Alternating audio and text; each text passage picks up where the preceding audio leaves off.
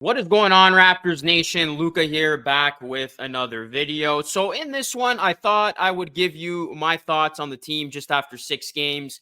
Maybe I'll do one of these every so often. Next one will probably come around the 15 game mark, but I know it's still early, but I thought I would give you some of my takeaways thus far. So before we dive right into it, please do me a solid, hit a like on the video.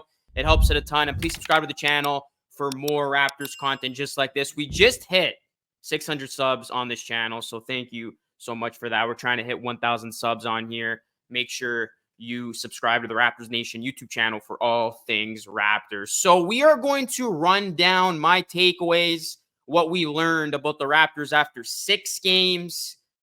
I mean, the first thing I learned is, Scotty Barnes, he is taking that leap, and this feels like it's his team now. You look at Scotty Barnes this season, guys, he has been unbelievable. He has yet to have an off game. The stats are just mind-boggling. I mean, 6 games, Scotty Barnes has scored 20-plus points in 5 straight games. He's the youngest Raptor to do that since Chris Bosh in 2006. His latest outing, 24 points, 8 rebounds, 8 assists on 56% shooting from the field. Of course, he had a 5-block performance in the Raptors' first game of the season. I mean, some of these stat lines are great. And what has been even more impressive, in my opinion, is Barnes' efficiency. I mean, that was one of the areas of his game that he needed to get better in, his shooting. And so far, Scotty Barnes has been shooting it well. He is shooting it 52.6% from the field, 39.3% from deep. Such a drastic increase so far from his downtown shooting percentage, and 83% from the free throw line. Barnes is averaging 21.3 points, 9.7 rebounds, 5.8 assists, 0.8 steals, and 2 blocks per game. These are all-star numbers. I mean, again, it's so early, so you got to temper your expectations, but all-star game happens next week. Scotty Barnes is going there. Like, these are solid numbers by Scotty Barnes, flirting with 20 and 10, and it's just the consistency that's been impressive. It's been the shooting numbers, the efficiency, his playmaking ability, his overall confidence, his demeanor, his ability to score at the rim, get his own shot, not being afraid, being assertive, being aggressive. I mean, you are truly seeing a star develop in Scotty Barnes, and that confidence continues to grow, and he's doing it on both sides. He's not only being impressive with his offensive game, but defensively, he's taking that step. That's another part of his game he can take a leap in, and we've seen it. He can guard anybody on the court from point guard to center, blocking shots, stealing the basketball, disrupting opponents. I mean, Scotty Barnes has been a nightmare to deal with on both sides. So in a season that hasn't gone to plan so far for the Raptors, they're 2-4. The one constant bright spot has been Scotty B. So that has been great to see. Now, another thing that I've noticed so far this season is Pascal Siakam doesn't look the same. And this is something to monitor as we get deeper into the season. And this is something that I've said many, many times, whether on this channel or my personal channel. How would Siakam look while Scotty Barnes was taking the leap?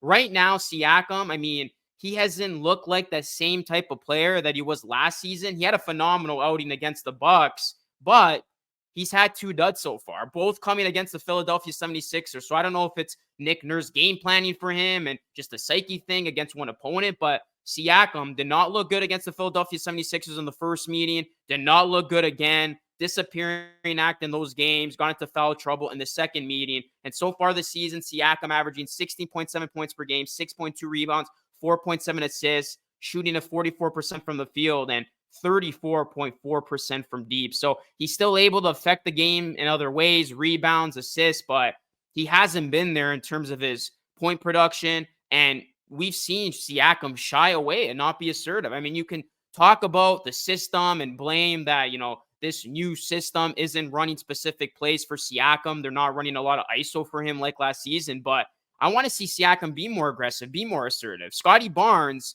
there's a lot of the times you see him play, he's forcing the issue. There aren't many design plays for him, but he's kind of creating on the fly. We got to see that from Siakam. So we'll see how this develops, but, Siakam, even like it goes beyond the numbers. It's just his body language and just his overall psyche. He doesn't seem as locked in. And I know I'm not the only one who notices this. it's the body language hasn't appeared the same so far. So I don't know if it's just a little bit of a rut, down period, still trying to adjust to this new offensive system, adjusting to Scotty Barnes being the guy now, because let's call it for what it is. This does feel like Scotty Barnes' team. We'll see how Siakam looks from here. But I mean, if the Raptors continue to lose these games and Barnes continues to shine and Siakam kind of looks out of place, might be worth revisiting some of those trade rumors that we had in the offseason. So that is just something that has caught my attention through the first couple of games here. Another thing is the bench isn't as good as we thought. I mean, I was high on this bench, not going to lie. Did a video on it saying that they were going to be promising.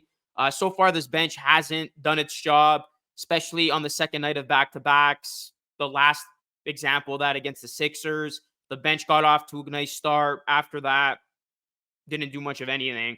The bench is only averaging 26.2 points per game, which is one of the worst productions in the league. And in particular, I'm not going to say concerned, but disappointed in Gary Trent Jr. I thought this was a guy who was going to really take the reins of being the Raptors' sixth man, really buy into that role and lead that second unit. And Gary Trent Jr. has been, for the most part, not good this season. He has not shot the ball well. He has not looked himself. And I said Gary Trent Jr. was going to be a big part of this Raptors team, leading that second unit. And so far, he hasn't been able to be the catalyst, not only for himself, but kind of getting that group going. So Gary Trent Jr. needs to be a lot better. Malachi Flynn, I mean, he has moments where you're like, okay, he's playable, but then other moments where you're like, why is he out there on the court? Raptors, obviously Darko's going to be patient with him, but having that steady backup point guard is going to be important. And then just some of the other players that we've seen. McDaniels finally scored in a game against the Sixers, but he hasn't been as good as we thought to this point. Grady Dick has shown us a lot of good things in terms of the other little things that he does with his game, but his shooting hasn't been there just yet. And then, you look at, Chris Boucher, he could definitely play a lot better. Precious, obviously, has been in and out of the lineup due to injury. Precious has obviously been in and out of the rotation due to injury. And then Otto Porter Jr. I mean, he has been a good positive that we have seen. I know he's only played a one game, but clearly Raptors are going to gradually ramp him up. They're not going to play him too many minutes or play him in the second night of a back-to-back. So overall, this Raptors bench needs to be better because the starters, for the most part, have done a good job collectively. The Raptors have gotten off to a good start in every single one of these games. But we've seen it time and time again, as soon as some of the bench pieces come in, and whether it's Siakam leading that unit or Barnes leading that unit with some of those bench pieces, we usually see the other team go on a run. And we saw it again happen in Philly, which was one of the biggest reasons why the Raptors lost this game, right? Philly goes on a run, end of the second, end of the third. So the bench definitely has to pick it up. It needs to be a lot better. So we'll see how the bench looks from here. The offense, another takeaway, offense is definitely going to be a work in progress. You look at the Raptors, they're second last in points per game, 19th in field goal percentage, 17th in three-point percentage, 25th in offensive rating, third in the league in turnovers. So the Raptors offense is going to be a work in progress here. Obviously, their coming out party was against the Bucks, finally cracking that 110-point total. They were the only team that hadn't hit it yet. I think the key for the Raptors is the three-point shooting. We've seen it. As soon as the Raptors come out of the gate, shooting the ball well from deep, it kind of opens everything up. So that three-point percentage needs to be better. And obviously, this is still a new offense, working out the kinks. So you're going to be a little bit more patient with them, give it some time. But yeah, this offense, it's looked pretty terrible in stretches. They have obviously moments of brilliance, but can they just be consistent with it and not be a matter of, one game it looks competent and then the next game it doesn't look good at all? So like scoring droughts have been a major issue. We've seen it already. Turnovers has been a major issue. Like I said, the Raptors are third in the league with the most turnovers. So they definitely got to continue to work on this new offense under Darko Rajakovic. Another thing here is the defense has been as advertised. I didn't have any concerns about the defense coming in, and the Raptors ninth in defensive rating. And this is a defense that has done a good job for the most part, particularly, like I said, Scotty Barnes, OJ Anunoby, you got to give him his flowers. He's done a great job of locking up the other team's best player. We saw really that defense come into play in that performance against the Bucks, really containing two superstars in Damian Lillard and Giannis. So the defense, I think, is going to be this team's backbone. I think it's going to be okay throughout the entirety of the season. It's going to be something that you can constantly rely on. It's just going to be about, like I said, can that offense be consistent and actually do enough to win these teams some games? But all in all, I mean, those are my major takeaways so far from the first 6 games of the season. And I mean, if the Raptors win, that'll be great. But if we kind of see this spiral out of control season where the Raptors are losing a ton, I mean, we might get to a point where this season starts to feel like, do the Raptors win or lose?